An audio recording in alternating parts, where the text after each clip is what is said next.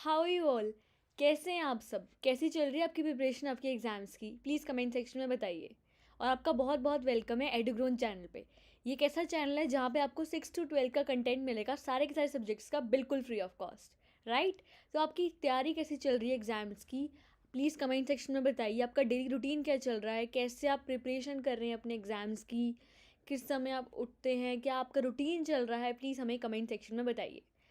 और प्लीज़ हमने एक नई सीरीज़ स्टार्ट करी है, उसका भी एक लुक ले लीजिए। इसका नाम है ट्रायो सीरीज़। हम 3 पार्ट्स में पूरा का पूरा चैप्टर ख़त्म कर देंगे। फर्स्ट 2 पार्ट्स में होगी उसकी पूरी एक्सप्लेनेशन होगी, उसकी लाइन बाय लाइन पूरी डीप में एक्सप्लेनेशन होगी। फिर उस थर्ड पार्ट में होगी उसकी थ्योरेटिकल जो उसके क्वेश्चन आंसर्स होते हैं वो हम डिस्कस करेंगे, राइट? और आपको कोई सब्जेक्ट में अगर डाउट आ रहा है तो प्लीज़ कमेंट सेक्शन में बताइएगा, हम इम्प्रूव करेंगे उसके जो क्वेश्चन आंसर्स हैं उसको इम्प्रूव करने की पूरा ट्राई करेंगे। ओके, अगर आपको डाउट आ रहा है किसी भी सब्जेक्ट में, आप चाहते हो कि उसको हम अच्छे से रिवाइज करवाएं या उसके नोट्स प्रोवाइड करें, तो प्लीज़ हमें कमेंट सेक्शन में एक बार बता दीजिएगा। हम उसके आपके सारे के सारे डाउट्स क्लियर कर देंगे। अगर ज़्यादा से ज़्यादा डाउट्स आएंगे तो हम एक गूगल मीट क्लासेस भी अरेंज कर लेंगे सिर्फ आपके लिए, बच्चा पार्टी। ओके, और आपकी इकोनॉमिक्स की प्रिपरेशन कैसी चल रही है ये भी हमें कमेंट सेक्शन में बताइएगा कि आपको कोई इम्प्रूवमेंट चाहिए, आपको कोई क्वालिटी इम्प्रूवमेंट चाहिए वीडियोस में, या तो आप चाहिए कि हम एक्सप्लेनेशन थोड़ी और बेटर करें। हमें बताइएगा ताकि हम अपनी क्वालिटीज़ को इम्प्रूव कर पाएँ। जैसे आप हमें बताओगे तभी हमारा वो सब इम्प्रूव हो सकेगा। और अगर आपको हमारी एक्सप्लेनेशन अच्छी लगती है तो प्लीज़ एडुग्रोन को लाइक शेयर सब्सक्राइब कर दीजिएगा हमारे यूट्यूब चैनल को। आपका एक एक सब्सक्रिप्शन हमारे लिए बहुत मैटर करता है। अगर आप एक एक लाइक करोगे तो हमें मोटिवेशन मिलेगी और अच्छे वीडियोस बनाने की। ओके, और एग्ज़ाम्स के लिए बिल्कुल भी स्ट्रेस नहीं लेना है। आपको अच्छे से वाटर ड्रिंक करना है, आपको अच्छे से खाना खाना है, पूरा हेल्दी फूड लेना है, तभी आपकी प्रिपरेशन अच्छे से हो पाएगी। और एग्ज़ाम्स का बिल्कुल भी स्ट्रेस नहीं लेना है। अगर आप स्ट्रेस लोगे एग्ज़ाम्स का तो प्रिपरेशन अच्छी हो ही नहीं पाएगी। और शाम को अप्रॉक्सीमेटली 30 मिनट्स आपको एक्सरसाइज करनी ही करनी है, तभी आप अच्छे से अपने वीडियोस बना पाओगे और अब अच्छे से आप अपना पढ़ पाओगे जो भी आपको काम करना है, राइट? आपका जो कंसंट्रेशन है बुक्स के जो प्रति वो अच्छे से हो पाएगी। और जो न्यूमेरिकल क्वेश्चंस हैं उसके लिए आपको एक रजिस्टर लेके बैठना है ताकि आप अच्छे से उसको सॉल्व कर लो। सिर्फ ओरली नहीं हो पाएगा, आपको कर करके देखना है वो सब चीज़ें सॉल्व, राइट? तो हमने लास्ट चैप्टर में क्या डिस्कस किया था? जो हमारे लास्ट वीडियोस आए थे उसमें हमने प्रोडक्शन और कॉस्ट की यूनिट स्टार्ट करी थी। उसमें हमने प्रोडक्शन चैप्टर पूरा का पूरा कंप्लीट कर लिया था। हमने प्रोडक्शन चैप्टर पूरा का पूरा कंप्लीट कर लिया था। मैंने उसको आपको बताया था कि फिक्स्ड कॉस्ट का क्या मीनिंग है, वेरिएबल कॉस्ट का क्या मीनिंग है, लॉन्ग रन प्रोडक्शन कॉस्ट का क्या मीनिंग है, शॉर्ट रन प्रोडक्शन कॉस्ट का क्या मीनिंग है। और हमने काफ़ी सारे ग्राफ्स डिस्कस किए थे, टोटल प्रोडक्ट का क्या मीनिंग है, एवरेज प्रोडक्ट का क्या मीनिंग है, और मार्जिनल प्रोडक्ट के ग्राफ्स कैसे आते हैं। और हमने एक बहुत इंपॉर्टेंट लॉ डिस्कस किया था जिसका नाम है लॉ ऑफ वेरिएबल प्रोपोर्शन। तो बहुत हमने अच्छे से डिस्कशन करी थी उसके लिए। तो अगर आपको फिर भी थोड़ा सा डाउट आ रहा है इस पूरी यूनिट में तो प्लीज़ हमारे जो पहले की वीडियोस हैं उसको आप देखिएगा। हमने पूरी स्टैटिस्टिक्स जो थी टर्म 2 की वो कंप्लीट कर दी है क्लास 11th की। अब हमारा कौन सा पार्ट बचता है स्टैटिस्टिक्स के अलावा? Micro economics. तो हमने माइक्रो इकोनॉमिक्स स्टार्ट कर दिया, उसका प्रोडक्शन एंड कॉस्ट वाला चैप्टर बिल्कुल हमने कर लिया है रेडी। तो उसके बाद कौन सा चैप्टर था हमारा? प्रोडक्शन एंड कॉस्ट के बाद प्रोडक्शन यूनिट हमारी खत्म हो गई है। उसके बाद आज हम स्टार्ट करेंगे कॉस्ट वाला चैप्टर। कॉस्ट वाला चैप्टर बहुत ज़्यादा सिंपल चैप्टर है। प्रोडक्शन और कॉस्ट थोड़े से बस इसमें वो आ जाते हैं, आपके डायग्राम्स आ जाते हैं, वरना तो बहुत सिंपल चैप्टर्स हैं ये दोनों। ओके, तो आज हम डिस्कस करेंगे कॉस्ट वाला चैप्टर। तो let's start. Let me open my presentation. और इसको अपने अच्छे से कर रही क्योंकि इसकी वेटेज बहुत ज़्यादा है आपके एग्जाम्स में। बट इसमें थोड़े से ग्राफ्स ही हैं वो ट्रिकी लगते हैं, उसके अलावा बिल्कुल सिंपल चैप्टर है। Okay, so let's start. Cost वाला चैप्टर करना है आज हमें। सर इसका नाम है प्रोडक्शन एंड कॉस्ट वाली unit. So let me open the production and cost PPT. Okay, हमने ये सब चीज़ें डिस्कस कर ली थी जो प्रोडक्शन फंक्शन की थी पहले, राइट? हमने डिस्कस कर ली थी ये वाली चीज़ें। तो प्रोडक्शन फंक्शन हम पूरा डिस्कस कर चुके हैं, रिटर्न्स टू अ फैक्टर भी कंसेप्ट हम डिस्कस कर चुके हैं। प्रोडक्शन फंक्शन का हमने कोड डिस्कस कर लिया था। हमने डिस्कस किया था प्रोडक्शन फंक्शन का मीनिंग क्या होता है। हमने सब कुछ डिस्कस कर लिया था कि क्या क्या लेबर कैपिटल का क्या क्या मीनिंग होता है, राइट? हमने ये सब चीज़ें डिस्कस कर ली थी। हमने डिस्कस किया था कि प्रोडक्शन फंक्शन में फिक्स्ड कॉस्ट का क्या मीनिंग है, वेरिएबल कॉस्ट का क्या मीनिंग है, शॉर्ट टर्म प्रोडक्शन फंक्शन क्या है, इसका डायग्राम ये वाला होता है। लॉन्ग रन प्रोडक्शन फंक्शन का इसका डायग्राम स्ट्रेट लाइन होता है, और इसका हमने जो 3 वाइटल डिफरेंसेस होते हैं वो भी हमने डिस्कस कर लिए थे। फिर हमने डिस्कस किया था मार्जिनल प्रोडक्ट का मीनिंग, एवरेज प्रोडक्ट का मीनिंग, नेगेटिव एमपी क्या होती है, रिटर्न्स टू अ फैक्टर जो लॉ हमारा वेरिएबल प्रोपोर्शन का हमने वो डिस्कस किया था, डायग्राम डिस्कस किया था और इसके क्या कॉजेज़ हैं, इंक्रीजिंग रिटर्न्स क्यों होते हैं हमारे डायग्राम में, डिमिनिशिंग रिटर्न्स के क्या कॉजेज़ हैं, एजम्पशंस क्या हैं लॉ के, हमने डिस्कस किया था इसकी पोस्टपोनमेंट कब होती है, राइट। तो हमने ये सब चीज़ें डिस्कस करी थी। तो ये था हमारा ये वाला लॉ। तो बहुत सिंपल लॉ था ना ये वाला बच्चों। हमने अगर इसको अपने डिटेल में समझना है तो प्लीज़ वो वाला जो हमारा पहले वाला, इससे पहले वाला वीडियो है प्रोडक्शन एंड कॉस्ट का पार्ट 1 वाला, वो वाला प्लीज़ देखिएगा। उसमें हमने पूरा प्रोडक्शन चैप्टर एक एक वो डिटेल में समझाया हुआ है। तो इससे पहले वाला जो वीडियो है उसको अपने अच्छे से देखना है, राइट। तो let me start from the next chapter that is cost. Cost से अब हम शुरुआत करेंगे। हमने इसमें पहले में देखा था कि क्या डिफरेंस होता है, रिलेशन क्या होता है टीपी एंड एमपी के बीच में, एमपी एंड एपी के बीच में क्या रिलेशनशिप होता है, राइट। तो हमने ये सब चीज़ें डिस्कस कर ली थी। तो आज हम स्टार्ट करेंगे कॉस्ट का क्या मीनिंग है। So let's start from cost chapter. Concept of cost. In order to produce goods firm needs impose. Broadly, there are two types of input, factor inputs and non-factor input. Cost of force expenditure incurred by a producer of factors does not occur input for a given period of commodity. तो जो हमारी concept of cost है इस slide में हमें वो discuss करना है। अगर किसी फॉर्म को गुड्स प्रोड्यूस करने हैं, जो सामान प्रोड्यूस करना है अगर किसी भी फॉर्म्स को, तो उस फॉर्म को क्या नहीं चाहिए, उस फॉर्म को चाहिए इनपुट्स, सामाने का बनाने का एक ज़रिया चाहिए जो हमारे रॉ मटेरियल्स होते हैं। इनपुट का दूसरा नाम क्या है, रॉ मटेरियल। तो किसी भी चीज़ को बनाने के लिए हमें क्या चाहिए, एक रॉ मटेरियल चाहिए। रॉ मटेरियल कैसे आएंगे, रॉ मटेरियल के हेल्प से बनेगा हमारा आउटपुट, तैयार होकर बनेगा। तो इनपुट के कौन कौन से टाइप होते हैं, इनपुट के टाइप होते हैं, एक होता है फैक्टर इनपुट्स। अगर इनपुट की हम बात करें तो होता है एक फैक्टर इनपुट और एक होता है non factor input. Factor inputs and non factor inputs, ये इनपुट्स के दो टाइप्स हैं, factor inputs and non factor inputs. तो फैक्टर इनपुट्स का क्या मीनिंग है, cost of expenditure incurred by producer on factors does not include input for a given amount of commodity. तो factor का मतलब जो हमारा प्रोड्यूसर है उसने जो एक्सपेंडिचर इनकर किया है, फैक्टर जो हमारे जो फैक्टर की चीज़ें हैं उसको हम कहते हैं फैक्टर प्रोड्यूस। फैक्टर की चीज़ें कौन कौन सी होती हैं, लैंड, लेबर, कैपिटल और एंटरप्रेन्योरशिप। अगर जो प्रोड्यूसर है उसने इन सब चीज़ों पे पैसा खर्च किया तो उसे हम कहेंगे फैक्टर इनपुट्स, और अगर नहीं किए बाकी चीज़ों पे प्रोड्यूसर ने पैसा खर्च किया तो उसे हम कहेंगे नॉन फैक्टर इनपुट्स, राइट। अब हम डिस्कस करेंगे एक्सप्लिसिट कॉस्ट का क्या मीनिंग है और इम्प्लिसिट कॉस्ट का क्या मीनिंग है। So let's start. All inputs may not be purchase on a market, a producer may use some self on imports. Example, instead of hire workers on the market, a producer me family labor like a producer me what's on online instead of taking on lease expenditure incurred by producing the purchase of inputs in the market. In contest, it's called expenditure on the use of self input. It is called implicit cost. An economy total cost estimated by considering both the limit exceeded cost and implicit cost. Total cost is equal to implicit cost plus explicit cost. It is difficult to measure as important because we know that opportunity cost of an activity is measured in terms of total sacrifice in anything that an activity just cost of producing a given amount of output is to meet in terms of sacrifice and output on the producers. The sacrifice involved in producing a given amount of labor and include explicit and implicit cost of production. तो इस slide में हमने discuss किया हुआ है कि explicit cost का क्या मीनिंग है और इम्प्लिसिट कॉस्ट का क्या मीनिंग है। तो एक्सप्लिसिट कॉस्ट का ये मीनिंग है कि हमने जो पैसा खर्च किया है बाहर की चीज़ों को हायर करने में, अगर हमने कोई लेबरर्स हायर करे हैं बाहर से तो हमने जो उनको पैसा दिया है, कोई बाहर से चीज़ें हायर करी है, हमने बाहर से कोई सामान लिया है और तो हमने उसमें जो पैसा खर्च किया है बाहर की चीज़ों में, उसे हम कहते हैं एक्सप्लिसिट कॉस्ट, राइट। और इम्प्लिसिट कॉस्ट का मीनिंग होता है हमने बाहर की चीज़ों को यूज़ करने के सिवाय हमने खुद की ही चीज़ को यूज़ कर लिया।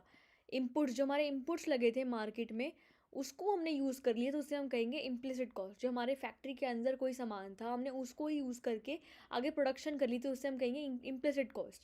बट अगर हमने बाहर से किसी प्रोडक्शन करी हमने किसी बाहर के कोई हमने सामान परचेज़ किया जो फर्म के बाहर था वो कमोडिटी, तो उसे हम कहेंगे explicit cost. Okay, total cost का फॉर्मूला होता है एक्सप्लिसिट और इम्प्लिसिट। हम एक्सप्लिसिट कॉस्ट को भी ऐड कर लेते हैं और इम्प्लिसिट कॉस्ट को भी ऐड कर लेते हैं। ओके, तो ये हो गया इसका मीनिंग। और फिर बताया कि अपॉर्चुनिटी कॉस्ट का क्या मीनिंग है। अपॉर्चुनिटी कॉस्ट का मतलब होता है कि cost of next best alternative. Opportunity cost का मीनिंग है cost of next best alternative.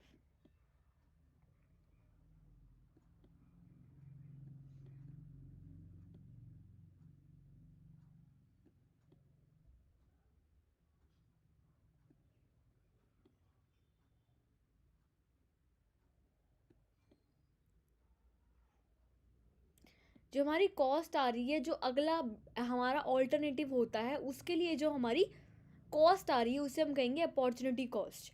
अगर हम ये चीज़ें बना रहे हैं 1 2 3 4 और इसकी फर्स्ट की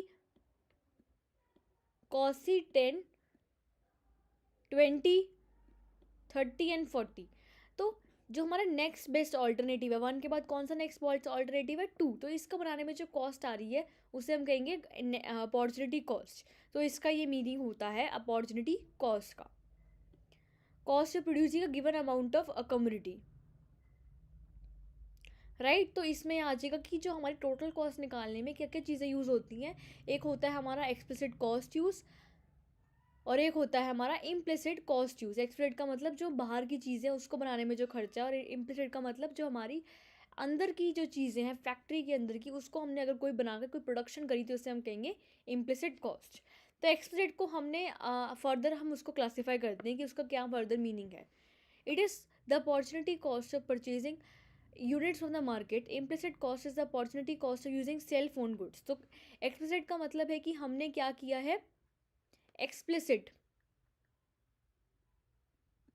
एक्सप्लिसिट कॉस्ट का मतलब हमने क्या किया है, हमने बाहर से गुड्स परचेज कर लिए, हमने अपॉर्चुनिटी कॉस्ट करी है। It is the opportunity cost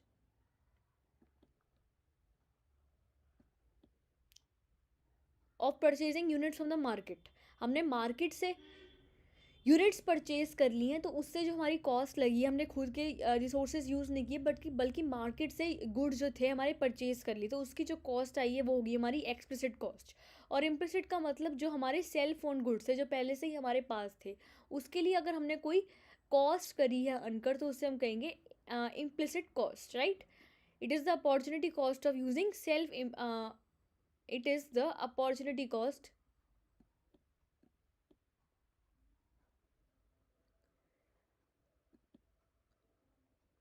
opportunity cost of using self owned goods. अगर हमने खुद के गुड्स यूज़ करके कोई प्रोडक्शन करी है बजाय कि मार्केट से गुड्स परचेज करने के लिए, तो उससे हम कहेंगे कौन से, implicit cost. It is called it is called as implicit cost. It is measured in terms of cash payment. जो एक्सप्लिसिट कॉस्ट होती है उसको हम मेजर करते हैं कैश पेमेंट में। कैश पेमेंट में मेजर करेंगे, अगर हम बाहर से किसी मार्केट से अगर हम कोई सामान परचेज करेंगे तो उसके बदले में हम क्या देंगे, कैश देंगे। तो कैश के बदले में ये वाली जो हमारी कॉस्ट होती है ये मेजर होती है एक्सप्लिसिट वाली cost for the purchase of input. But implicit cost को हम मेजर करते हैं किसमें, इम्प्यूटेड कॉस्ट के, जो हमारी खुद की कॉस्ट है उसके बेसिस पे ही हमें मेजर करते हैं। इसको मेजर करते हैं बाहर की कॉस्ट पे, और इसको हम मेजर करते हैं जो हमारी खुद की कॉस्ट है उसमें से, जो सेल्फ इम्प्यूटेड कॉस्ट है उसमें से हम इसको मेजर करते हैं। तो ये इन दोनों में थे differences. Example, living a job of ₹45,000 per month and affecting its tenant was to pay ₹50,000 per month for the factory premises and him to be, and it takes production of garment 10,000 for the purchase of input and find production in terms of implicit and explicit cost। तो हमने क्या निकालना है इस question में, हमने एक example दिया हुआ है, हमने इसमें क्या निकालनी है, इम्प्लिसिट कॉस्ट निकालनी है। इसमें हमें ये दिया हुआ है कि हमारी एक जॉब थी ₹40,000 की, हमने उसको लीव कर दिया, तो वो हमारी कौन सी कॉस्ट होगी, अगर हमने किसी जॉब को लीव कर दिया हमारी अपॉर्चुनिटी कॉस्ट थी।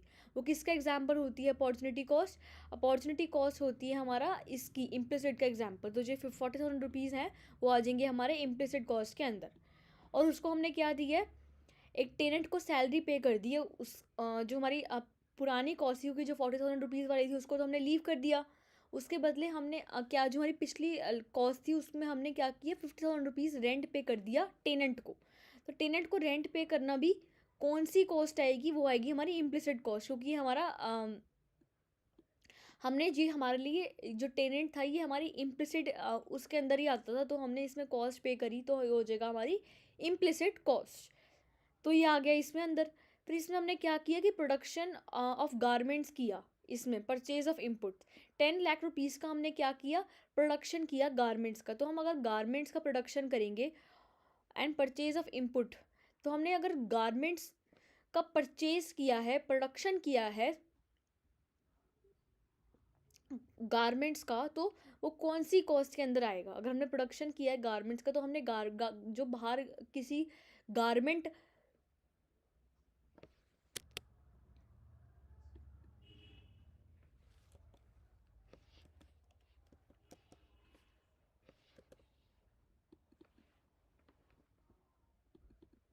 तो अगर हमने किसी गारमेंट वाले को परचेज पैसे दिए हैं किसी उसको परचेज़ करने के लिए, अगर हमने गारमेंट्स परचेज़ करने के लिए पैसे दिए हैं किसी गारमेंट वाले को, तो वो होगी हमारी एक्सप्लिसिट कॉस्ट, क्योंकि हमने बाहर की कॉस्ट इनकर करी है। ये हमारी सेल्फ इनपुट गुड्स है, हमारे पास कोई प्रोडक्शन नहीं था हमने गारमेंट्स का, हमने बाहर से किसी करके करा है ये वाला सामान, तो ये हो जाएगी हमारी कौन सी, एक्सप्लिसिट कॉस्ट। तो ये इसमें ऐड हो जाएगी।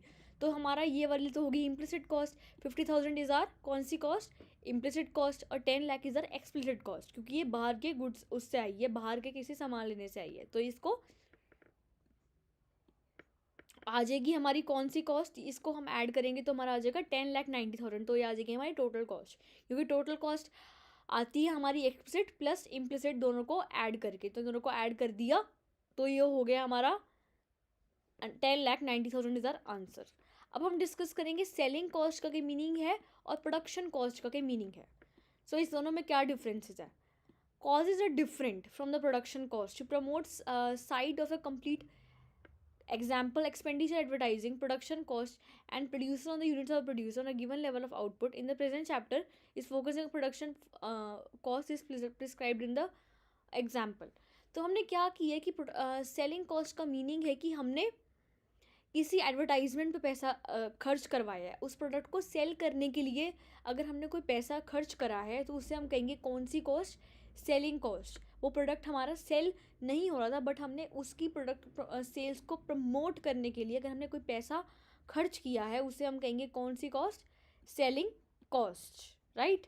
तो यह होगी हमारी सेलिंग कॉस्ट। इसका मेन एग्जांपल है कि जो हम एडवर्टाइजिंग पे पैसा खर्च करते हैं उसे हम कहेंगे सेलिंग कॉस्ट। और प्रोडक्शन कॉस्ट का मतलब जो हमने एक गिवन लेवल ऑफ आउटपुट को प्रोड्यूस करने के लिए कॉस्ट अकर करी है तो उससे हम कहेंगे कौन सी कॉस्ट, वो होगी हमारी प्रोडक्शन कॉस्ट। एक हमारा प्रोडक्शन को इंक्रीज करने के लिए गिवन लेवल ऑफ आउटपुट को अचीव करने के लिए हमने जो कॉस्ट अचीव करी है उससे हम कहेंगे कौन सी कॉस्ट, प्रोडक्शन कॉस्ट। तो ये था हमारा selling cost and production cost का मीनिंग। ओके, अब हम डिस्कस करेंगे शॉर्ट रन कॉस्ट का क्या मीनिंग है।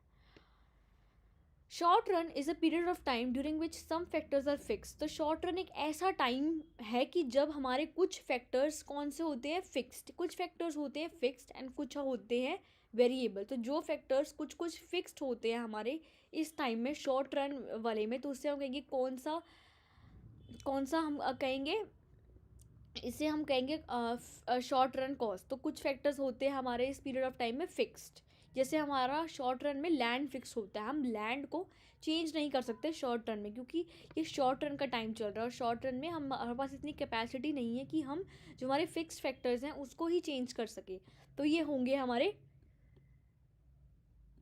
कौन सा फैक्टर हो जाएगा हमारा, शॉर्ट रन फैक्टर। तो शॉर्ट रन का मतलब ऐसे फैक्टर्स जिसमें हमारे कुछ फैक्टर्स होते हैं fixed, right, and variable. Accordingly we have two components, fixed cost. तो हमारे दो कंपोनेंट्स आ जाते हैं, एक फिक्स्ड कॉस्ट आता है और एक आता है वेरिएबल कॉस्ट।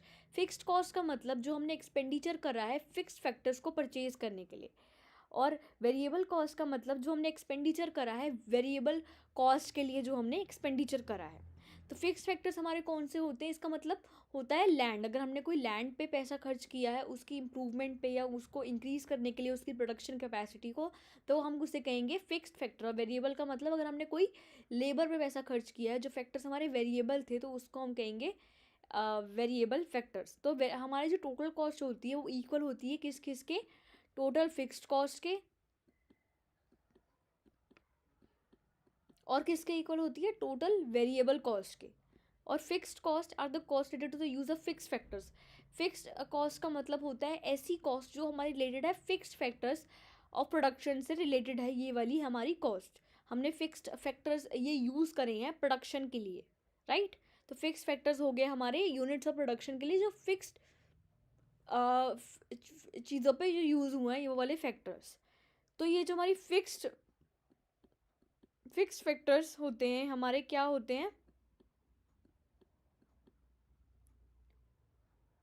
फिक्स फैक्टर्स जो होते हैं हमारे ये चेंज नहीं होते वॉल्यूम ऑफ आउटपुट। अगर हमारा वॉल्यूम ऑफ आउटपुट बढ़ता जाएगा, फॉर एग्जांपल अगर ये पीस ऑफ लैंड है, अगर इस पर हमारा वॉल्यूम इंक्रीज होता रहता है, पहले हमारे 100 एप्पल्स प्रोड्यूस होते थे, उसके बाद कितने एप्पल्स प्रोड्यूस होने लग गए 200, बट जो हमारी लैंड है वो तो फिक्स रहेगी। तो ये फैक्टर्स चेंज नहीं होते वॉल्यूम ऑफ आउटपुट चेंज होने के बाद, ठीक है। तो ये था हमारा इसका एग्जाम्पल।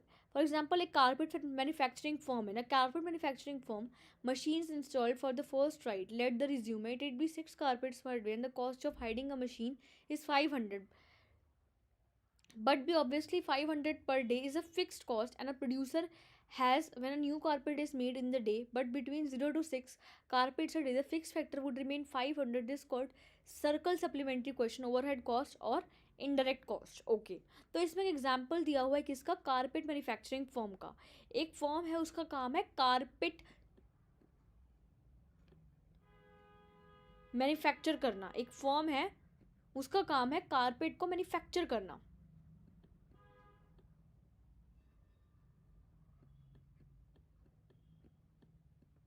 कारपेट को मैन्युफैक्चर करना इसका काम है इस वाली फर्म का। तो ये क्या करती है, एक दिन में कितने कारपेट्स प्रोड्यूस करती है, 6 कारपेट्स ये वाली जो फर्म है ये बनाती है। तो अगर इस मशीन को हायर करने में कितनी कॉस्ट आती है, उसको 500 रुपीज़ की कॉस्ट आती है एक मशीनरी को करने के लिए हायर। बट जो 500 की कॉस्ट है वो तो फिक्स कॉस्ट होगी, क्योंकि अगर वो जितने मर्जी कारपेट्स बनाए, अगर वो 6 कारपेट्स बना रही है, बट अगर उसके बाद कितने कारपेट्स बनाए, वो 6 बना रही है, हो सकता है वो 10 इंक्रीज़ कर दे कारपेट, बट जो उसकी कॉस्ट है 500 की वो तो आएगी। तो जो 500 की कॉस्ट है वो फिक्स है, ये आउटपुट के साथ साथ चेंज नहीं होती ये वाली कॉस्ट। तो ये वाली होगी हमारी फिक्स्ड कॉस्ट। तो हमारा but between 0 to 6 carpet in fix factor जो है हमारा हमेशा 500 ही रहेगा, चाहे आप 6 से 10 कर दो या 6 से 4 कर दो। तो ये हो गया हमारा ये वाली कॉस्ट। और जो हमारी जो आउटपुट प्रोड्यूस होने वाली कॉस्ट है, अगर 6 कारपेट्स हमारे प्रोड्यूस हो रहे हैं और एक कारपेट को हमारा बनाने में अगर हमें 300 रुपीज़ मिलते हैं, तो ये इसको हम कहेंगे वेरिएबल कॉस्ट। और वेरिएबल कॉस्ट का दूसरा नाम है इनडायरेक्ट कॉस्ट या तो ओवरहेड कॉस्ट। ओके, तो ये था हमारा शॉर्ट रन कॉस्ट का एग्जाम्पल। तो शॉर्ट रन में हमने इसका डायग्राम डिस्कस करना है। शॉर्ट रन का मतलब ये ऐसा एक टाइम है जिसमें क्या हो रहा है, हमारे जो फिक्स फैक्टर्स हैं वो तो सेम रह रहे हैं, बट वेरिएबल फैक्टर्स चेंज हो रहे हैं। बट ये वाले जो फिक्स फैक्टर्स हमारे हैं सेम रह रहे हैं। तो ये हम यहाँ पे हमने टोटल फिक्स फैक्टर कंसीडर किए। तो टोटल फिक्स फैक्टर कांस्टेंट है, चाहे जितना मर्जी आउटपुट प्रोड्यूस हो जाए, चाहे एक लैंड पे 100 एप्पल्स प्रोड्यूस हो जाए, चाहे 100 की जगह कितने एप्पल्स प्रोड्यूस हो जाए, 1000 एप्पल्स प्रोड्यूस हो जाए, बट जो हमारी लैंड है वो तो फिक्स रहेगी, उसकी जो एरिया है, उसकी हेक्टेयर्स में जो एरिया है वो तो उतना ही रहेगा। तो यहाँ पे अगर हमने फिक्स फैक्टर कंसीडर किया है तो ये जितना मर्जी आउटपुट बना लो, बट ये जो हमारा है ना फिक्स फैक्टर, ये तो उतना का उतना ही रहेगा। तो ये है हमारा फिक्स फैक्टर, जैसे फिक्स रह रहा है but output is increasing, output हो रही है हमारी इंक्रीज। ओके, तो ये था हमारा ये था इसका डायग्राम कि ये फैक्टर फिक्स्ड है, बट जितना मर्जी आउटपुट प्रोड्यूस हो जाए जो फैक्टर है ये तो फिक्स्ड ही रहेगा। तो ये था इसका वो। साइड में ज़रूर लिख देना कि एक्स एक्सिस है, ये है हमारी वाई एक्सिस, ये है हमारी ओरिजिन, और ये है हमारी total fixed cost, and that is our output. Okay, अब हम डिस्कस करेंगे टोटल फिक्स्ड कॉस्ट के बारे में। हमने टोटल कॉस्ट में क्या क्या पढ़ा कि 2 टाइप की टोटल कॉस्ट होती है, एक होती है टोटल फिक्स्ड कॉस्ट, एक होती है हमारी फिक्स्ड कॉस्ट। टोटल कॉस्ट के अंदर फिक्स्ड कॉस्ट एंड होती है वेरिएबल कॉस्ट। अब टोटल कॉस्ट के अंदर भी दो टाइप की कॉस्ट हैं, total fixed cost and total variable cost. Okay, तो हम इसमें टोटल फिक्स्ड कॉस्ट के बारे में पहले हम डिस्कस करेंगे।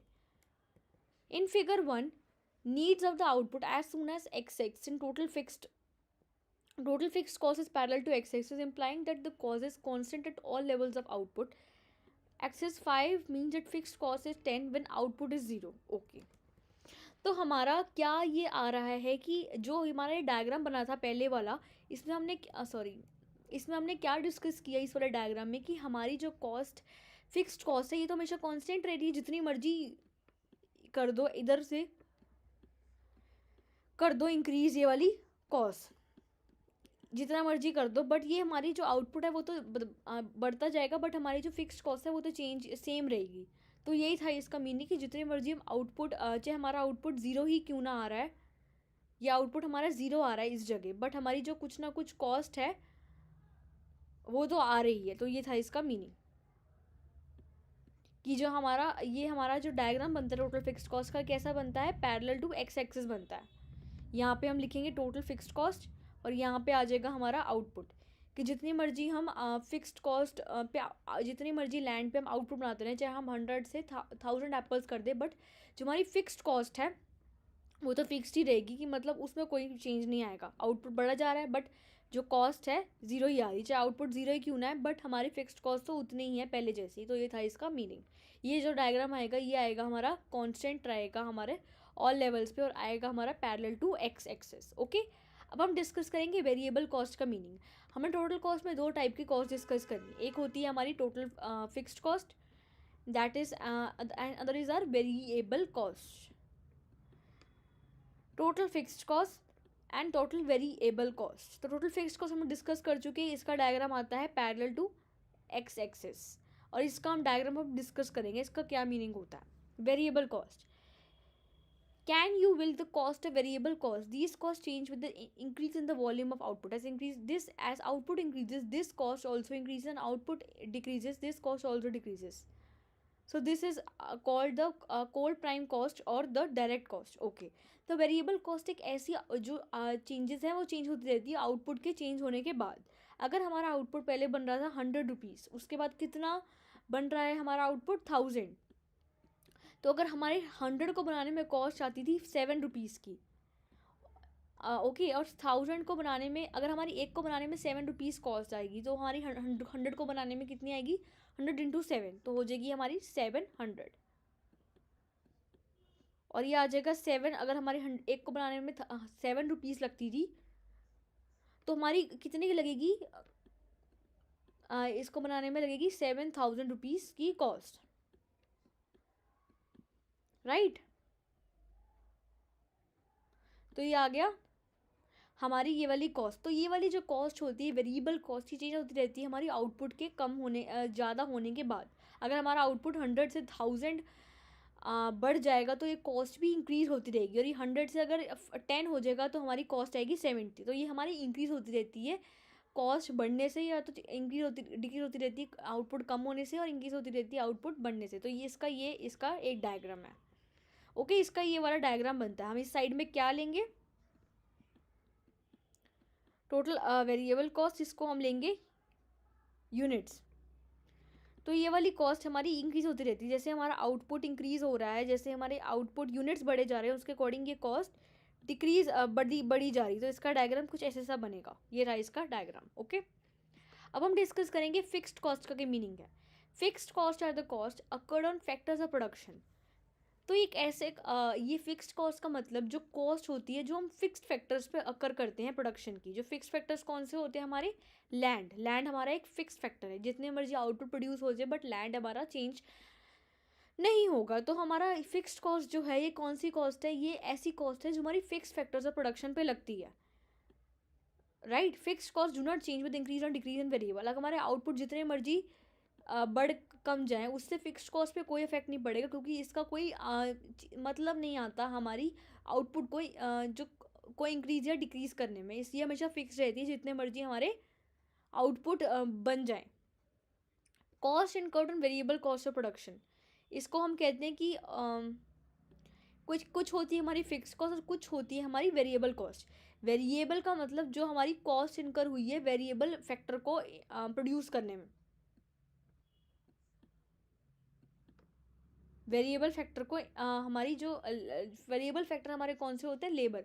जो हमारी कॉस्ट इनकर हुई है, जो हमारी लेबर को वेजेस देने में, या हमारी जो कॉस्ट इनकर हुई है जो फॉर्म में प्रोडक्ट्स बन रहे हैं उसको बनाने में, जो हम कहेंगे वेरिएबल कॉस्ट। अगर हमारे ज़्यादा प्रोडक्ट्स बनेंगे या हमारे लेबर ज़्यादा इंक्रीज़ होंगे तो हमारी ये वाली कॉस्ट भी इंक्रीज़ या डिक्रीज़ हो जाएगी। ओके, अगर कम होंगे तो डिक्रीज़ हो जाएगी।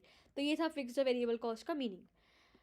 तो ये था इसका मीनिंग। अगर हमारा आउटपुट ये चल रहा है 1 2 3 4, पहले हम इतने यूनिट्स बनाते थे, फिर इतने 1 2 हो गए, फिर 3, फिर 4 5 एंड 6। ओके, ये हो गए हमारे फिक्स्ड कॉस्ट। फिक्स का मतलब ये ऐसी कॉस्ट है, ये चेंज नहीं होती हमारी आउटपुट के कम या बढ़ने से, तो ये होगी हमारी ये वाली कॉस्ट। और वेरिएबल कॉस्ट का मतलब ये चेंज होती रहती है हमारी आउटपुट को बढ़ाने से। अगर हमारे आउटपुट ज़्यादा बढ़ेंगे, हमारे आउटपुट 0 से 1 हो रहे हैं, फिर हो रहे हैं हमारे 1 से 3, फिर 4, तो ये वाले जो आउटपुट हैं ये होते हैं हमारे, चेंज होते रहते हैं हमारे आउटपुट को बढ़ाने से।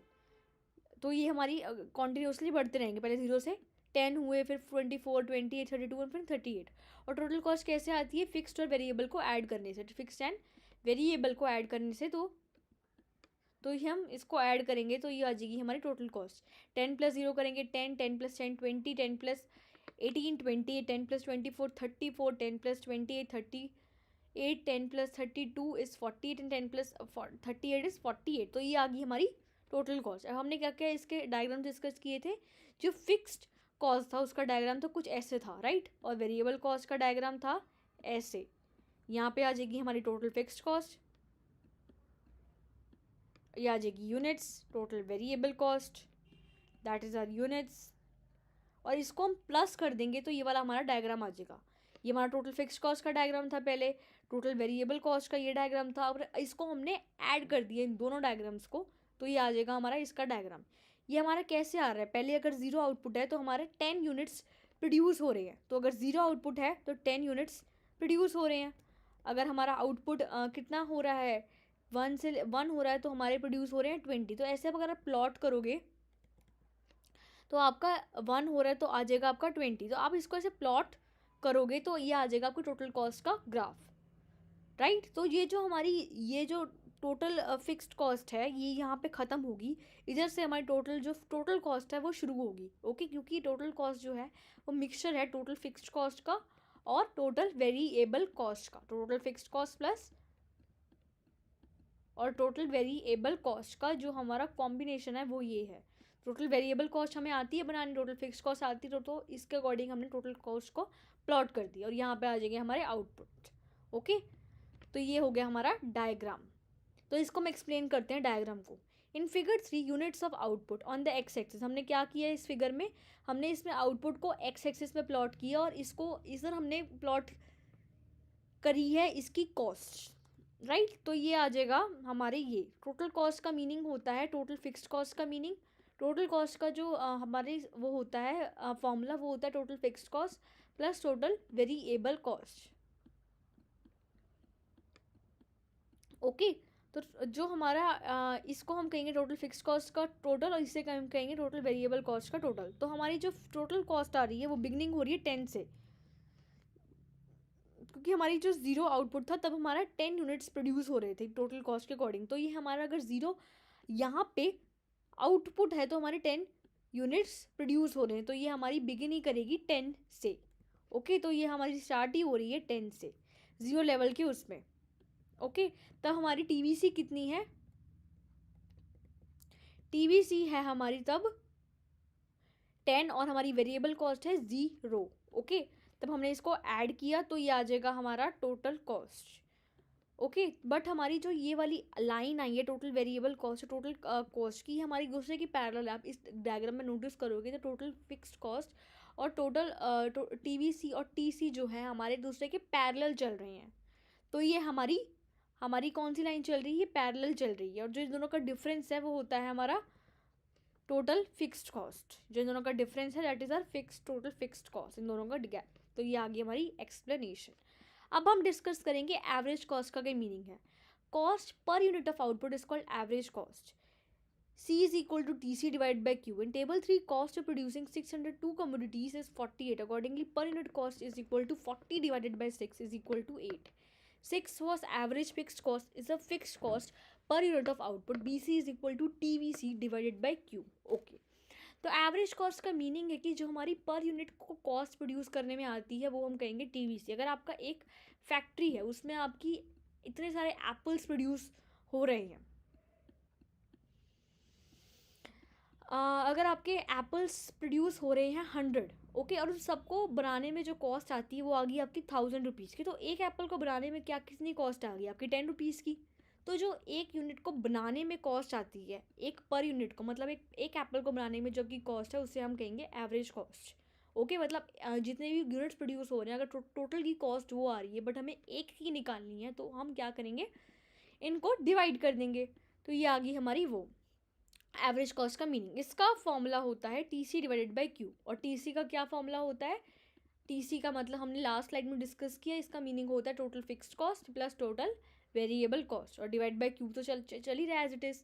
अगर हमारी टोटल कॉस्ट आ रही है बनाने के लिए 640 और एक की कॉस्ट है जो हमारी क्वांटिटी है दैट इज़ 6, तो ये आ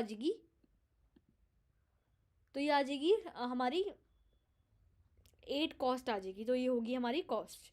ओके, तो हम इस टेबल में देखते हैं कि कैसे निकलती है हमारी average fixed cost. Okay, average fixed cost is total. Okay, अब हमने क्या करना है, जो AC होता है उसका क्या फॉर्मूला होता है, TC divided by Q. But हमें पता है कि TC का फॉर्मूला क्या होता है, TVC plus total fixed cost plus total variable cost divided by Q.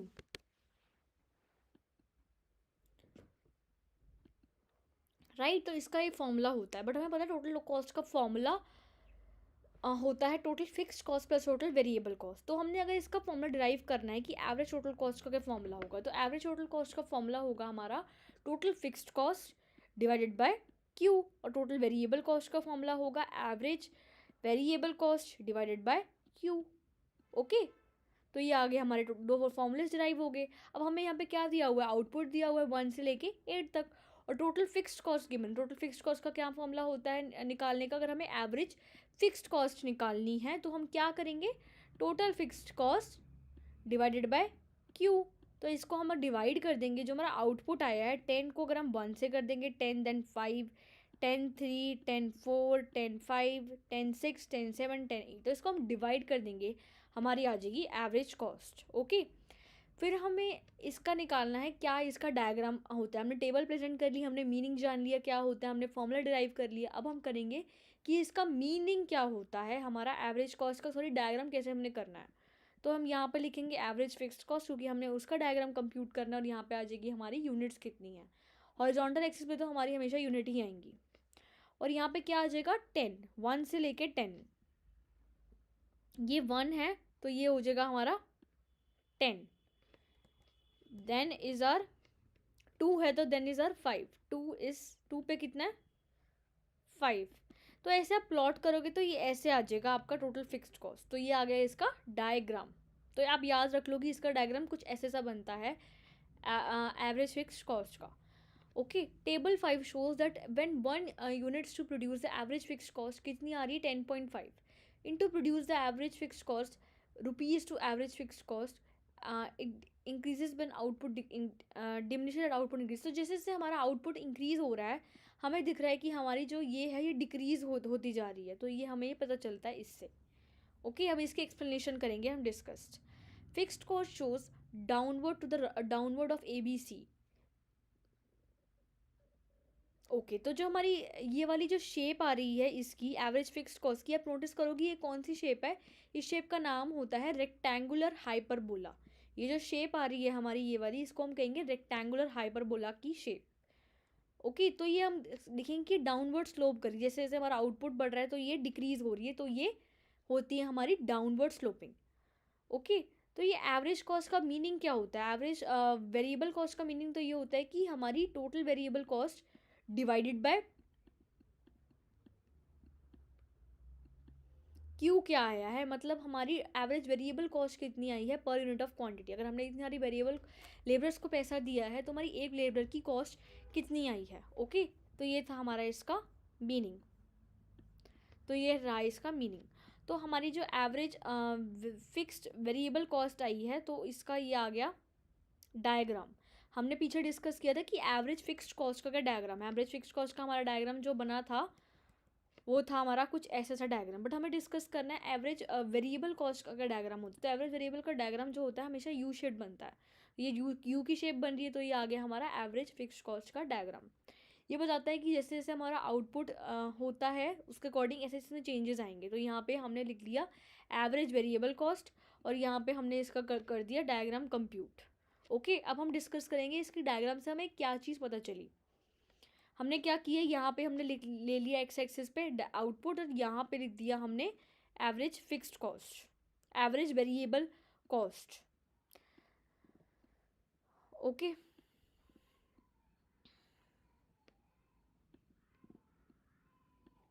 तो जो एवरेज कॉस्ट होता है वो इसमें बताया हुआ है कि किसका समीशन होता है, एवरेज फिक्स्ड कॉस्ट का एंड एवरेज वेरिएबल कॉस्ट का समीशन होता है हमारा average fixed average cost. Okay, तो हमने ये सब चीज़ें इसमें कंप्यूट करी।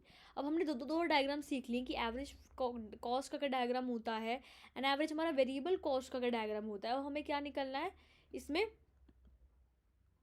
अब हमें इसको कंप्यूट करना है। हमने डिस्कस किया था कि एवरेज जो फिक्स्ड कॉस्ट है उसका डायग्राम कुछ ऐसा सा बनता है, हमारा यू शेप सा डायग्राम बनता है हमारा एवरेज फिक्स्ड कॉस्ट का। और एवरेज वेरिएबल कॉस्ट का जो हमारा डायग्राम बनता है वो बनता है हमारा, हमने डिस्कस किया था लास्ट स्लाइड में कि हमारा कुछ ऐसे सा डायग्राम बनता है हमारा एवरेज वेरिएबल कॉस्ट का।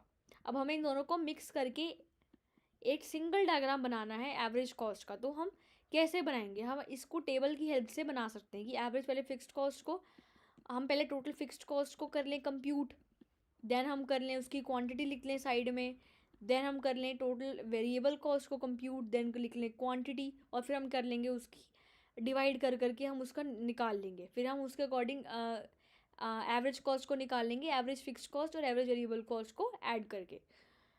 तो एवरेज कॉस्ट का अगर हम डायग्राम करेंगे तो ये हमने ये वाला बना दिया, यहाँ पे ये हो गया ये वाला डायग्राम। ओके, तो हमने इसको ये जो डायग्राम था हमारा एवरेज कॉस्ट का ये लिख दिया यहाँ।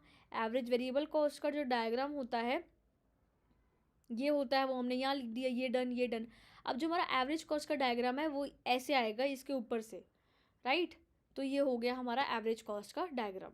ओके, तो हमने एवरेज कॉस्ट डिस्कस कर लिया, टोटल कॉस्ट हमने डिस्कस कर लिया। टोटल कॉस्ट के बाद कौन सी कॉस्ट बची है, मार्जिनल कॉस्ट। अब हम मार्जिनल कॉस्ट को डिस्कस करेंगे।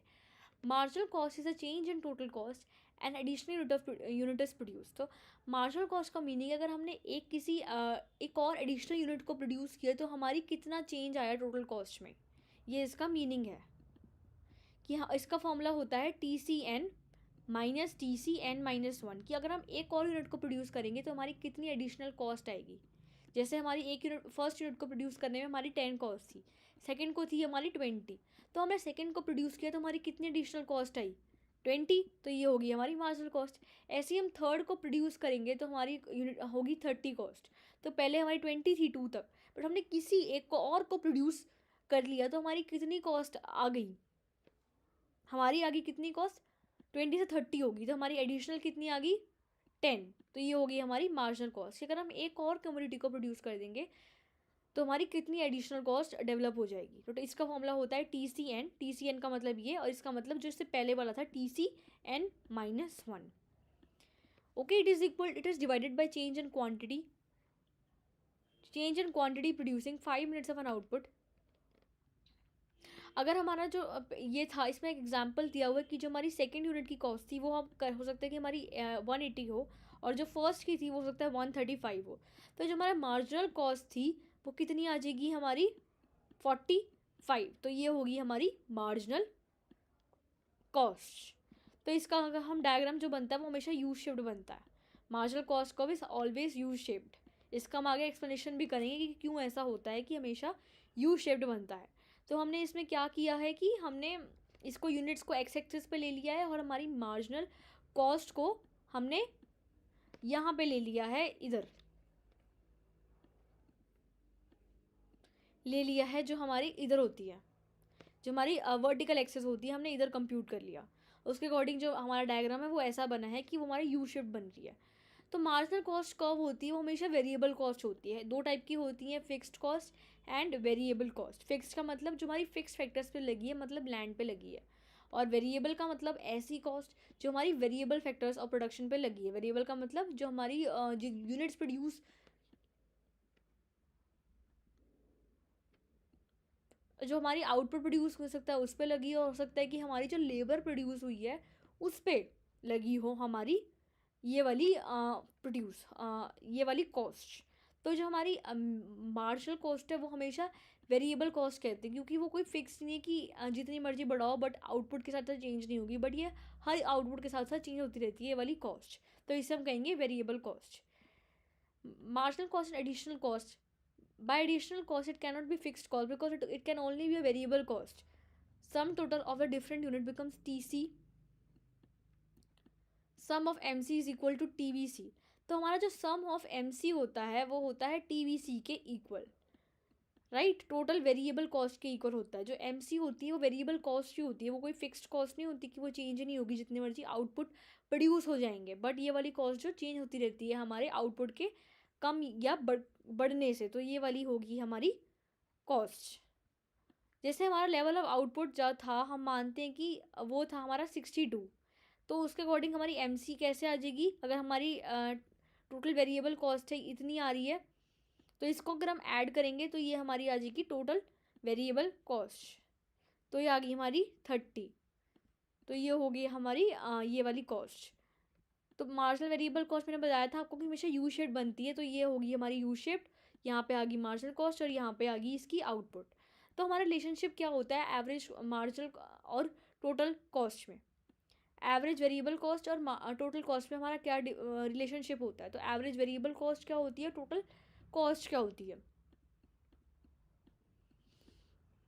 टोटल कॉस्ट का मतलब तो होता है टोटल वेरिएबल कॉस्ट का टोटल और टोटल फिक्स्ड कॉस्ट का टोटल। और एवरेज वेरिएबल कॉस्ट का मतलब होता है कि हमारी वेरिएबल फैक्टर्स को जितनी हमारी टोटल कॉस्ट आई थी उसकी पर यूनिट कॉस्ट क्या चल रही है हमारी। तो इसमें क्या डिफरेंस होता है हमारा एवरेज वेरिएबल कॉस्ट और टोटल कॉस्ट के बीच में। तो estimation of average variable cost and total cost mean opposite to discuss how these calls in to each other. Basically we are focusing on the relationship in average cost and marginal cost in percent. Marginal cost details under which would an average cost and marginal cost. तो इसके बीच में हम relationship study करना है कि क्या difference होता है एवरेज कॉस्ट और मार्जिनल कॉस्ट के बीच, ताकि हम उनके बीच में रिलेशनशिप कंप्लीट कर पाएँ। तो ये आ गया हमारे आउटपुट्स 1 से लेकर 8 तक। तो हमें रिलेशनशिप किस किस के बीच में निकालना है, टोटल कॉस्ट और एवरेज वेरिएबल मार्जिनल कॉस्ट के बीच, एवरेज कॉस्ट के बीच भी और मार्जिनल कॉस्ट के बीच। तो एवरेज कॉस्ट होगी AC, marginal cost is this. तो टोटल कॉस्ट तो इंक्रीज होती रहेगी, जितने भी हमारे आउटपुट्स होते रहेंगे उसके अकॉर्डिंग जो हमारी कॉस्ट है वो बढ़ती रहेगी, तो इतनी ही हमारी इंक्रीज होती गई कॉस्ट। तो एवरेज कॉस्ट कैसे निकलेगी हमारी, टोटल कॉस्ट को हम डिवाइड कर देंगे आउटपुट जो था हमारा उससे, तो आ जाएगी हमारी ये वाली कॉस्ट। इसको हम डिवाइड करते जाएंगे इससे, तो ये आ जाएगी हमारी एवरेज कॉस्ट। तो इसको अगर हम डिवाइड करते जाएंगे 28 divide by 2, 34 divide by 3, 38 divided by 4, 42 divide by 5, 48 divide by 6, 56 divide by 7, 72 divide by 3। तो ये आ जाएगी हमारी एवरेज कॉस्ट। तो हमने एवरेज कॉस्ट निकाल ली। अब उसके बाद हम कौन सी कॉस्ट निकालेंगे, हम कौन सी कॉस्ट निकालेंगे, मार्जिनल कॉस्ट, क्योंकि हमें रिलेशनशिप निकालना है total cost, average cost and marginal cost के बीच। तो average cost and total cost हम निकाल चुके हैं। उसके बाद हम कौन सी कॉस्ट निकालेंगे, मार्जिनल कॉस्ट। अब मार्जिनल कॉस्ट का मैंने आपको फॉर्मूला बताया था, क्या फॉर्मूला होता है, TCN माइनस TCN माइनस 1। तो इसको अगर हम माइनस करते जाएंगे, इसको इसमें से 10 को तो इसमें से 0 ही आ जाएगा, 20 को 10 में से अगर हम माइनस करेंगे तो answer is 10, 28 is minus 20 is 8, 34 minus 28 is 6, 4 48 minus 42 is 4, 56 minus 48 हो जाएगा हमारा 8, एंड ये आ जाएगा हमारा कितना, 72 माइनस ये हो जाएगा हमारा 72 माइनस 56,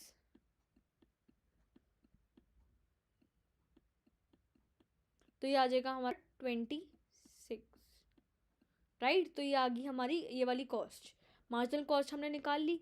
अब हम इसका कर देंगे डायग्राम कंप्यूट। यहाँ पे हम लेंगे इसकी कॉस्ट एंड देन आ जाएगा यहाँ पे आउटपुट। तो हम इसको कैसे डायग्राम बनाएंगे, सबसे पहले हमें इसका ये सीखना है। पहले हम क्या करेंगे, यहाँ पे लिख देंगे कॉस्ट, यहाँ पे आ जाएगा आउटपुट। अब हम यहाँ लिखेंगे 0 x एंड y। सबसे पहले हम क्या देखेंगे कि हमें किस किस के बीच में रिलेशनशिप निकालना है, total cost, average cost and marginal cost के बीच। टोटल कॉस्ट क्या यहाँ पे हमें दिख रही है क्वेश्चन में। टोटल कॉस्ट पहले देखो इंक्रीज हो रही है, इंक्रीज ही होती जा रही है पूरे क्वेश्चन में, हमारी हमेशा इंक्रीज होती जा रही है। अब हमें क्या करना है कि उसको तो हमें टोटल कॉस्ट को तो हमें इंक्रीजिंग ही प्लॉट करना है, राइट।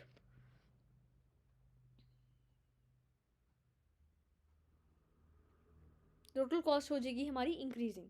फिर हम क्या देखेंगे, मार्जिनल कॉस्ट जो है वो हमारी पहले डिक्रीज हो रही है, फिर कांस्टेंट हो रही है और फिर इंक्रीज हो रही है, decreasing, constant and increasing.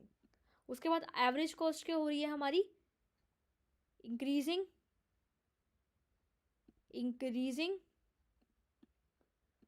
Decreasing, constant, decreasing. Okay, तो उसके अकॉर्डिंग हमने क्या देखा कि मार्जिनल कॉस्ट पहले हो रही है डिक्रीज, फिर कांस्टेंट एंड देन डिक्रीजिंग। उससे हम प्लॉट कर देंगे इसके अंदर। तो पहले हो रही है हमारी इंक्रीज, पहले हो रही है डिक्रीज, तो इसमें हो रही है पहले decrease then constant and then increase. तो इसे हम क्या करेंगे, decrease, constant and then increase. तो ये आ गया हमारा ये वाला डायग्राम। उसके बाद हम क्या देखेंगे कि एवरेज कॉस्ट का देखेंगे। ये हो रही है डिक्रीज, कांस्टेंट, डिक्रीज। तो decrease, average cost, decrease, constant, increase. तो ये आ गया हमारा इसका डायग्राम, राइट। तो हमने रिलेशनशिप निकाल दी टोटल कॉस्ट, मार्जिनल कॉस्ट और एवरेज कॉस्ट के बीच। तो ये जो हमारा जहाँ पे ये आ जाएगा हमारा क्वांटिटी एंड ये आ जाएगा हमारा प्राइस। तो ये आ गया हमारा डायग्राम। तो हम इसको एक्सप्लेन करेंगे कि क्या हमारा इससे क्या पता चला। Can you see M C is lower than, जो हमारा एम सी आया है ये लोअर आया है इससे, M C is lower than इस average cost curve lies above the table. जो एवरेज कॉस्ट कर्व है ये क्या हो रहा है कि पहले जो है वो M C, average cost curve ज़्यादा है एम सी से, फिर उसके बाद क्या होता है कि एम सी ज़्यादा होने लग जाता है ए वी सी से। इसमें हमने ये चीज़ नोटिस करी। मार्जिनल कॉस्ट कर्व हमेशा बढ़े ही जा रहा है ईच उसमें। मार्जिनल कॉस्ट क्या होता है कि पहले इंक्रीज होके पहले डिक्रीज हुआ है, फिर कॉन्स्टेंट, उसके बाद लगातार इंक्रीज ही हो जा रहा है। फिर उसमें क्या हुआ है कि जब ए सी राइज हो रहा है, जब ए सी राइज हो रहा है, देखो यहाँ पे ए सी राइज हो रहा है, उसके बाद क्या हो रहा है कि एम सी भी हमारा राइज हो जा रहा है। बट एवरेज कॉस्ट कर्व की जो स्पीड है राइज होने की वो ज़्यादा है as compare to marginal cost curve. फिर उसके बाद क्या हमें पता चला कि जो लोएस्ट पॉइंट था कि जब एवरेज कॉस्ट कर्व मिनिमम था, जो एवरेज कॉस्ट कर्व कहाँ पे मिनिमम था, इस पॉइंट पे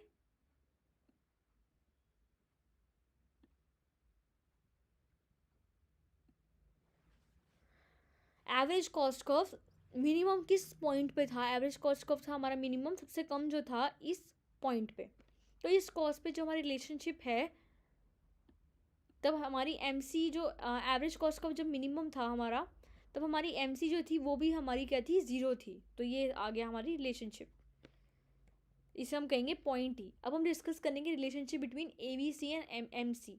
अब जो एवरेज कॉस्ट है उसमें कौन कौन सी कॉस्ट आएंगी, एवरेज, वेरिएबल कॉस्ट और एवरेज फिक्स्ड कॉस्ट। अब हम इसमें किस किस के बीच में रिलेशनशिप डिस्कस करना है, एवरेज वेरिएबल कॉस्ट के बीच और मार्जिनल कॉस्ट के बीच। जो मार्जिनल कॉस्ट आती है इसका फॉर्मूला होता है T C N minus T C N minus one. इसके बीच में हमें रिलेशनशिप स्टडी करना है, ओके। तो इसके बीच में हम रिलेशनशिप स्टडी करेंगे। जो एम सी था हमने देखा कि पहले होता है वो इंक्रीज, फिर कांस्टेंट, देन इंक्रीज। तो इसके बाद क्या होता है, हमारा डायग्राम हमें मिल गया। उसके बाद जो हमारा एवरेज वेरिएबल कॉस्ट होता है, हमने डिस्कस किया था कि जो हमारा एवरेज वेरिएबल कॉस्ट है, हमने पीछे डिस्कस किया था कि जो हमारा एवरेज वेरिएबल कॉस्ट है वो हमेशा यू शेप बन के आएगा, राइट। एवरेज वेरिएबल कॉस्ट है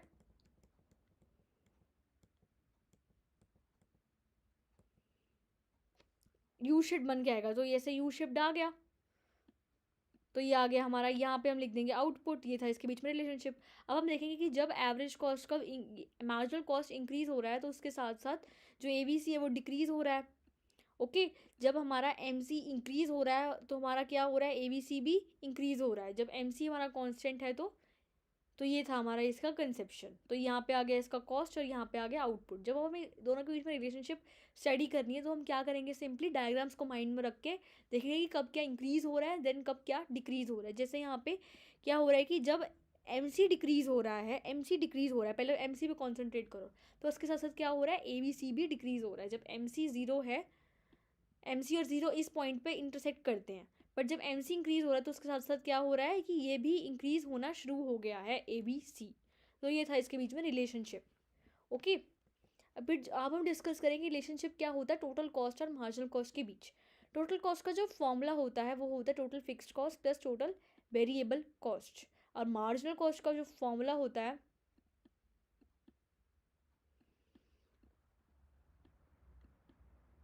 TN माइनस TN(n-1). तो हमने फॉर्मूला तो हमें पता है, तो हमने इसके बीच में रिलेशनशिप स्टडी करना है कि TC और MC के बीच में क्या रिलेशनशिप है। हमें पता है कि TC का जो हमारा वो होता है, जो हमारा डायग्राम होता है TC का, वो कुछ ऐसा सा बनता है। जो TC का डायग्राम होता है वो हमारा कुछ ऐसा सा बनता है, और MC का डायग्राम सबको पता है कि यू शेप्ड होता है। तो हमारा जो TC है वो आ गया इधर, यहाँ पे आ गए हमारे टोटल नंबर ऑफ आउटपुट्स, और यहाँ पे आगे हमारे MC and then is our outputs, और ये आ गया हमारा आउटपुट। ओके, तो जो हमारा रिलेशनशिप है ये हमारा डिक्रीज इसके बीच में आता है कि जब हमारा TC इंक्रीज हो रहा है तो उसके साथ साथ क्या हो रहा है, MC डिक्रीज हो रहा है। ये हमें फर्स्ट रिलेशनशिप पता चल गई कि जब TC इंक्रीज हो रहा है तो साथ साथ, एक सेकेंड, जब TC इंक्रीज हो रहा है तो उसके साथ क्या हो रहा है कि MC डिक्रीज हो रहा है। ओके, तो फर्स्ट रिलेशनशिप थी। आपको सिर्फ और सिर्फ डायग्राम को स्टडी करना है, उसके अकॉर्डिंग आप सारा का सारा कंप्यूट कर सकते हैं। आपके माइंड में बस डायग्राम होना चाहिए कि TC की क्या शेप होती है, टोटल कॉस्ट की क्या शेप होती है, और मार्जिनल कॉस्ट की क्या शेप होती है। तो उसके अकॉर्डिंग आप कर लोगे कि आपको पता है कि मार्जिनल कॉस्ट का यू शेप्ड है, तो आप निकाल लोगे कि जब TC राइज हो रहा है यहाँ तो TC और आउटपुट आएंगे।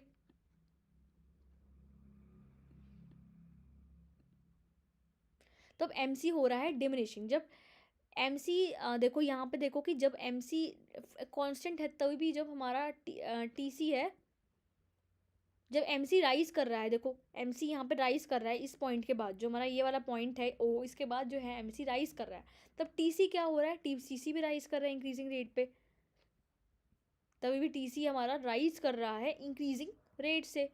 जब MC हमारा लोएस्ट पॉइंट पे पहुंचा, MC लोएस्ट पॉइंट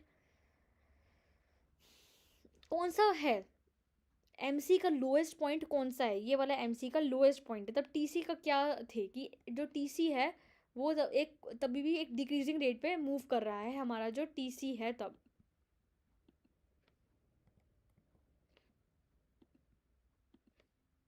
तो इन दोनों के बीच में से रिलेशनशिप ये।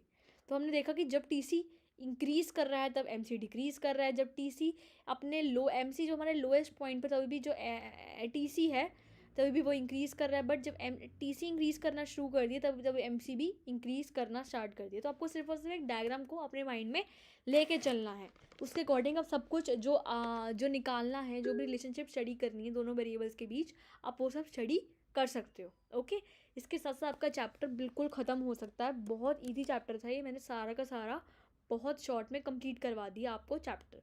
तो बहुत सिंपल था, कोई डाउट आना नहीं चाहिए। अगर फिर भी आपको डाउट आता तो प्लीज़ कमेंट सेक्शन में टाइप कीजिएगा, हम पूरी ट्राई करेंगे आपको हेल्प करने की इस पर्टिकुलर चैप्टर के लिए। ओके, और एडुग्रोन को प्लीज़ लाइक शेयर सब्सक्राइब कर दीजिए अगर आपको हमारी एक्सप्लेनेशन पसंद आती है तो।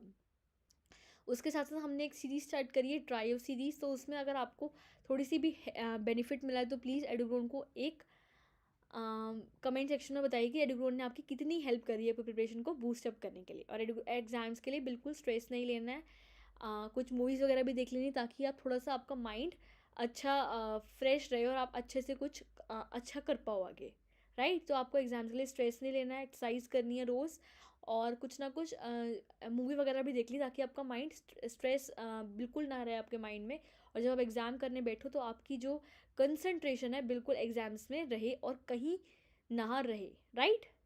तो thank you so much guys for listening to me. आपका टोटल कॉस्ट है, चैप्टर भी बिल्कुल ख़त्म होता है। हमने 2 चैप्टर्स डिस्कस कर लिया माइक्रो इकोनॉमिक्स के, प्रोडक्शन चैप्टर हमने पूरा कंप्लीट कर दिया है। उसके साथ साथ हमने जो ये वाला चैप्टर था हमारा, जो कॉस्ट चैप्टर था, वो भी हमने डिस्कस कर कंप्लीट कर लिया। अब जो नेक्स्ट क्लास में हम नेक्स्ट चैप्टर डिस्कस करेंगे माइक्रो इकोनॉमिक्स का। कमेंट सेक्शन में बताओ कि आपको कौन सी इकोनॉमिक्स ज़्यादा इजी लग रही है, माइक्रो इकोनॉमिक्स या जो स्टैटिस्टिक्स हमने डिस्कस करी थी वो। अगर आपको स्टैटिस्टिक्स के लेक्चर्स देखने हैं तो वो भी हमारे चैनल पे पूरा के पूरे अपलोडेड है। हमने स्टैटिस्टिक्स भी पूरी अपलोड कर दी है। मैंने आपको इंडेक्स नंबर्स, कोरिलेशन, डिस्पर्शन सब कुछ करवा दिया उसमें, यूज़ ऑफ स्टैटिस्टिकल टूल्स। तो इसको करने से पहले उसको अच्छे से देखना, क्योंकि इसकी वेटेज थोड़ी सी कम है। जो हमारे स्टैट्स हैं उसमें बहुत आसानी से मार्क्स मिल जाते हैं, वेटेज तो दोनों के बराबर है, बट उसमें जो स्कोर करना है आसान है as compare to this. Okay, और thank you so much for listening to me guys. Have a great day ahead. अपनी न्यू ईयर के रेजोल्यूशन अच्छे से बनाओ, न्यू ईयर को अपने अच्छे से यूटिलाइज़ करना है। इसका अगर आपने लास्ट ईयर में कुछ भी किया तो उसको भूल जाना है, बट आपको न्यू ईयर पर फोकस करना है, ताकि आप इसको अच्छे से यूटिलाइज़ कर पाओ और आपकी पूरी लाइफ का बेस्ट ईयर बन पाए। ओके, और थैंक यू सो मच। इसको रिवाइज करके आना है प्रोडक्शन और कॉस्ट को, क्योंकि हम नेक्स्ट पार्ट में इसके क्वेश्चन आंसर्स डिस्कस करेंगे। अब क्वेश्चन आंसर आपको कैसे करने हैं, इन दोनों को रिवाइज करने हैं। जो मैं आपको सोल्यूशन बताऊंगी वो नहीं देखने, बट उसके आपको क्या करना है, रिवाइज करते जाने हैं आपको क्वेश्चंस। पहले रिवाइज करके आने दोनों के दोनों वीडियोस, क्योंकि सारे के सारे जो क्वेश्चंस होंगे वो उससे रिलेटेड ही होंगे जो हमारे वीडियोस बने हैं। तो आपको वीडियोस रिवाइज करना है, ना कि आपको सिर्फ और सिर्फ एक आंसर जो मैं करवाऊंगी सिर्फ और सिर्फ वीडियो देखना है। पहले खुद से ट्राई करने हैं कॉपी रजिस्टर में, तभी आप वो कर पाओगे अच्छे से, राइट। और thank you so much guys for listening to me. Keep supporting Edugrown. Bye, keep studying hard and have a great year ahead. Happy New Year once again.